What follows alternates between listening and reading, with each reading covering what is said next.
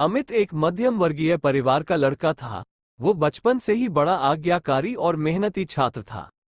लेकिन जब से उसने कॉलेज में दाखिला लिया था, उसका व्यवहार बदलने लगा था।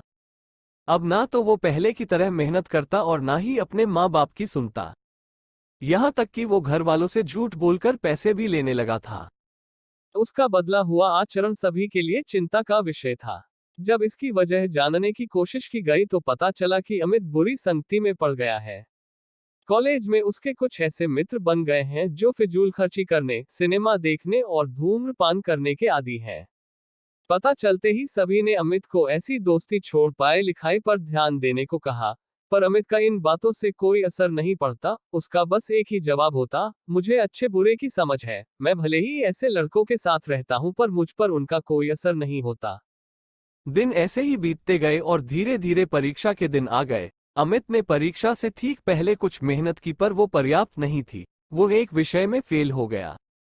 हमेशा अच्छे नंबरों से पास होने वाले अमित के लिए ये किसी जोरदार झटके से कम नहीं था। वो बिल्कुल टूट सा गया। अब ना तो वो घर से निकलता और ना ही किसी से बात करता। बस दिन रात अपने कमरे में पड़े कुछ सोचता रहता। उसकी यह स्थिति देख परिवारजन और भी चिंता में पड़ गए।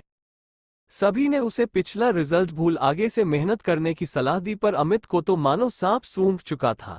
फेल होने के दुख से वो उबर नहीं पा रहा था। जब ये बात अमित के पिछले स्कूल के प्रिंसिपल को पता चली तो उन्हें यकीन नहीं हुआ।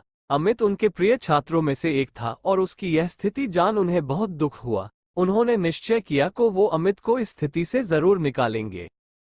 इसी प्रयोजन से उन्होंने एक दिन अमित को अपने घर बुलाया। प्रिंसिपल साहब बाहर बैठे अंगीठी ताप रहे थे। अमित उनके बगल में बैठ गया। अमित बिल्कुल चुप था और प्रिंसिपल साहब भी कुछ नहीं बोल रहे थे। 10-15 मिनट ऐसे ही बीत गए पर किसी ने एक शब्द नहीं कहा। फिर अचानक प्रिंसिपल साहब उठे और चिमटे से कोयले के एक धधकते टुकड़े को निकाल मिट्टी में डाल दिया। वो टुकड़ा कुछ देर तो गर्मी देता रहा पर अंततः ठंडा पड़ बुझ गया। ये देख अमित कुछ उत्सुक हुआ और बोला, प्रिंसिपल साहब, आपने उस टुकड़े को मिट्टी में क्यों डाल दिया? ऐसे तो वो बेकार हो गया। अगर आप उसे अंगीठी में ही रहने देते तो अन्य टुकड़ों की तरह वो भी गर्मी देने के काम आता। प्रिंसिपल साहब मुस्कुराए और बोले, बेटा, कुछ देर अंगीठी में बाहर रहने से वो टुकड़ा बेकार नहीं हुआ। लो, मैं उसे दोबारा अंगीठी में डाल देता हूँ। और ऐसा कहते हुए उन्होंने टुकड़ा अंगीठी में डाल दिया। अंगीठी में जाते ही वो टुकड़ा वापस धधक कर जलने लगा और पुनः गर्मी प्रदान करने लगा। कुछ समझे अमित? प्रिंसिपल साहब बोले, तुम उस कोयले के टुकड़े के समान ही तो हो। पहले जब तुम अच्छी संगति में रहते थे, मेहनत करते थे, माता पिता का कहना मानते थे तो अच्छे नंबरों से पास होते थे। पर जैस वो टुकड़ा कुछ देर के लिए मिट्टी में चला गया और बुझ गया। तुम भी गलत संगति में पड़ गए और परिणामस्वरूप फेल हो गए।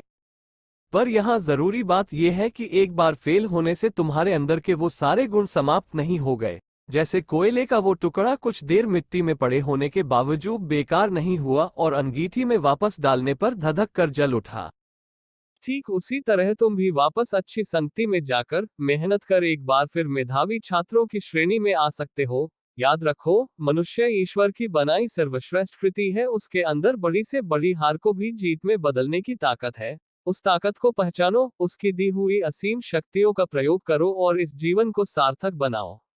अमित समझ चुका था कि उसे क्या करना है। वह चुपचाप उठा, प्रिंसिपल साहब के चरण स्पर्श किए और निकल पड़ा अपना भविष्य बनाने।